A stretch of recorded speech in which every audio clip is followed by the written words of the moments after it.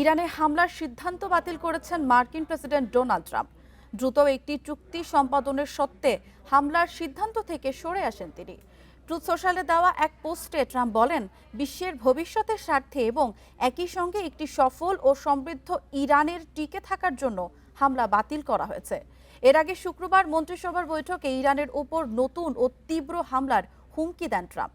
সেই সাথে মধ্যপ্রাচ্যে অবস্থানরত মার্কিন নাগরিকদের সতর্ক থাকতে এবং প্রয়োজনে নিজ দেশে ফেরার জন্য প্রস্তুত থাকার পরামর্শ দেয় ট্রাম্প প্রশাসন। এদিকে যুক্তরাষ্ট্র ও ইরানে বড় ধরনের হামলা চালাতে পারে এমন সম্ভাবনাকে সামনে রেখে নিজেদের প্রস্তুত করে ইসরায়েলের নিরাপত্তা বাহিনী। হামলার পর ইরান পাল্টা হামলায় ইসরায়েলকে লক্ষ্যবস্তু করতে পারে এমন আশঙ্কায় বাড়ানো হয় সতর্কতা। সম্প্রতি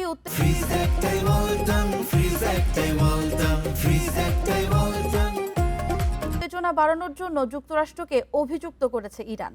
এ সময় ওয়াশিংটনকে সহযোগিতা করা যে কোনো আঞ্চলিক রাষ্ট্র যুদ্ধে আগুনের ধ্বংস হবে বলেও হুমকি দেয় তেহরান।